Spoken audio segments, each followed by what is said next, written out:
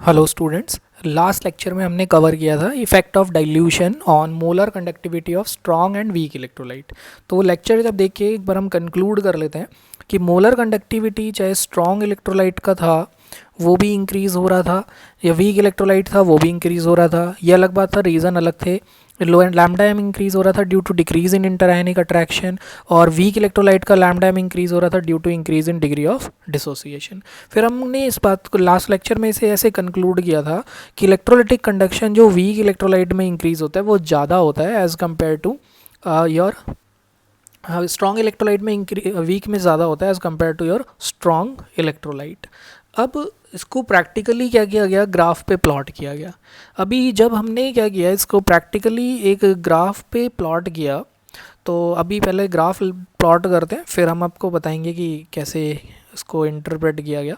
तो सबसे पहले प्रैक्टिकली जब इसे ग्राफ पे हमने प्लॉट किया, तो हमने प्लॉट किया graph of molar conductivity lambda M. I hope अब तक आपको याद हो गया होगा कि lambda M is molar conductivity.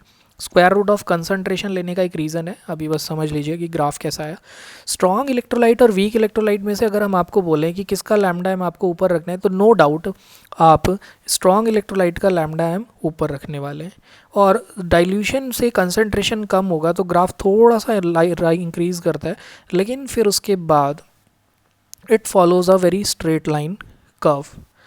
But अगर हम वीक इलेक्ट्रोलाइट की बात करते हैं, तो वीक इलेक्ट्रोलाइट का जो डाइल्यूशन इलेक्ट्रोलाइटिक कंडक्शन होगा सेम कंसंट्रेशन पे वो कम होगा, तो प्लॉट रेड से रिप्रेजेंट करें नीचे होगा। लेकिन नंबर ऑफ आयंस का इंक्रीज डोमिनेट होता है, इस वजह से वो एक्सपोनेंशियल इंक्रीज़ होता है, यानी कि उसका जो इंक्रीज़ आता है वो बहुत ज़्यादा आता है। ये ढंग से ये बना नहीं पा रहे, आप समझ जाइए कि जो इंक्रीज़ होगा वो ज़्यादा होगा क्योंकि वो डोमिनेंट होगा। बट जो ध्यान रखने वाली बात है यहाँ पे वो ये है कि जो कितना भी डाइल्यूशन कर ले हम, हमेशा जो उसका जो वीक इलेक्ट्रोलाइट होगा, वीक इलेक्ट्रोलाइट का इलेक्ट्रोलिटिक कंडक्शन स्ट्रॉन्ग से कम ही रहेगा एक्सपेरिमेंटली।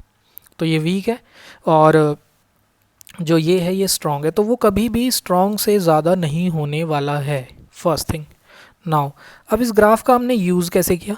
इस ग्राफ का यूज़ हमने ऐसे किया कि हम क्या कर रहे थे, इस ग्राफ को आगे एक्स्ट्रापोलेट कर रहे थे।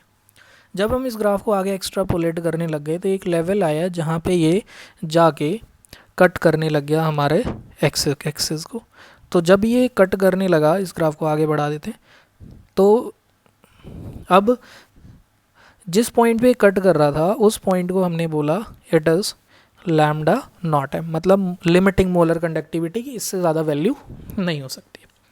और वीक इलेक्ट्रोलाइट के ग्राफ को जब हम आगे एक्स्ट्रापोलेट कर रहे थे तो वो स्ट्रेट लाइन हो रहा था और प्रैक्टिकली कहीं भी कट नहीं हो रहा था, जिसकी सबसे बड़ा प्रॉब्लम आया, हम वीक इलेक्ट्रोलाइट का lambda naught M experimentally find out नहीं कर सकते थे। यहाँ से हमने ये कंक्लूड किया कि we can not find molar conductivity lambda M of weak electrolyte experimentally. Strong electrolyte का फाइंड कर सकते थे बट वीक इलेक्ट्रोलाइट का फाइंड नहीं कर सकते थे। तो दिस इज़ द ड्रॉबैक, ये ड्रॉबैक हो गया। और ये जो ग्राफ हमने ड्रॉ किया है, this graph is actually plotted by, मतलब एक हक्कल ऑन सेगर इक्वेशन है, तो उसी के रिस्पेक्ट में हमने ये हक्कल ऑन सेगर इक्वेशन, कुछ बुक्स में डिबाय हक्कल ऑन सेगर लिखा होता है, तो उस इक्वेशन का है lambda molar conductivity given concentration पे जो होता है lambda naught M minus B root C, where B is a constant. B एक कांस्टेंट है जो नेचर ऑफ इलेक्ट्रोलाइट पे डिपेंड करेगा। तो नेचर ऑफ इलेक्ट्रोलाइट, ध्यान रहे इलेक्ट्रोलाइट के नेचर पे डिपेंड करेगा। नाउ अब हमें यहाँ पे क्या क्या याद रखना है? हमें यहाँ पे याद रखना है कि lambda C M lambda naught M minus B root C है।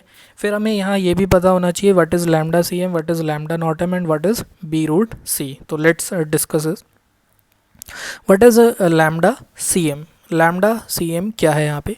लैम्डा सी एम यहाँ पे है molar conductivity eight given concentration. मान लो हमें क्वेश्चन में बोला है 0.1 मोलर KCl की कॉन्सेंट्रेशन, कंडक्शन कुछ वैल्यू x है, तो यू कैन से वो जो वैल्यू है वो गिवन कंसंट्रेशन पे। नाउ अब क्वेश्चन में कह रहे हैं कि लैम्डा नॉट एम बताइए, तो लैम्डा नॉट एम है limiting value of molar conductivity. इसे आप limiting value of molar conductivity कह सकते हैं, या आप इसको कह सकते हैं और molar conductivity eight infinite dilution. अब इनफाइनाइट डाइल्यूशन का मतलब ये नहीं है कि हमने इसमें बहुत ही भारी मात्रा में पानी मिला दिया है।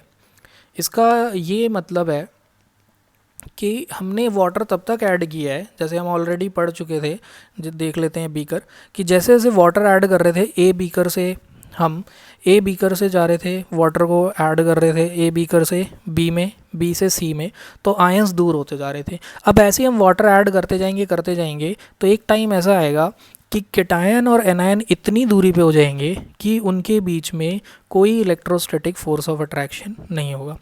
तो वो डाइल्यूशन की वैल्यू, जब कोई उनके बीच में अट्रैक्शन का फोर्स एग्जिस्ट नहीं करता, उसको हम बोलेंगे लिमिटिंग मोलर कंडक्टिविटी या molar conductivity eight infinite dilution. तो ये ध्यान रहे, इनफाइनाइट डाइल्यूशन का मतलब ये नहीं है कि हमने एक समुद्र का जल मिला दिया। यहाँ पे बस इतना मतलब है कि केटायन और एनायन के बीच में कोई अट्रैक्शन नहीं है। तो अब हम ये समझ चुके हैं कि एक बार अट्रैक्शन ख़त्म हो गया, सपोज़ अगर हम इसे एक बीकर में बंद कर देते हैं, कि सपोज़ एक केटायन एनायन एक बीकर में है, तो एक बार जब अट्रैक्शन फिनिश हो गया तो उसके बाद अब ये इससे दूर कभी भी हो जाएं, कितनी भी और दूर चले जाएं, इससे ज़्यादा उनका कंडक्शन वैल्यू नहीं होगा, क्योंकि करंट अप्लाई करने पे उनकी मूवमेंट की स्पीड वही रहने वाली है। तो आई होप ये समझ आ गया होगा कि अगर ए एक्स और वाई पॉइंट पे अट्रैक्शन नहीं है, तो अगर ये जेड पे भी पहुंच जाएगा तो भी कुछ नहीं होने वाला है, कि तब भी क्योंकि अट्रैक्शन ख़त्म हो गया तब मूवमेंट की स्पीड हमेशा सेम रहेगी। इसीलिए मैक्सिमम या limiting value of molar conductivity है। नाउ जो मैक्सिमम या limiting value of molar conductivity है वो हम इस ग्राफ से देख पा रहे हैं कि हम सिर्फ वो स्ट्रॉन्ग इलेक्ट्रोलाइट का फाइंड कर पा रहे हैं, वीक का फाइंड नहीं कर पा रहे। तो इस ड्रॉबैक को एक्सप्लेन करने के लिए, मतलब यू कैन से कि जो डाइल्यूशन है, इस ड्रॉबैक को या डिबाय हकल ऑनसेकर इक्वेशन है, उसका ड्रॉबैक था कि lambda M of weak electrolyte can not be find experimentally, can not word नहीं लिखा, lambda M of weak electrolyte can not determined experimentally, ये वर्ड मिस हो गया, तो हम इसे एक्सपेरिमेंटली डिटरमाइन नहीं कर सकते। तो इसको एक्सप्लेन करने के लिए आ गया या कोलरॉच लॉ, जो हम नेक्स्ट क्लास में पढ़ेंगे।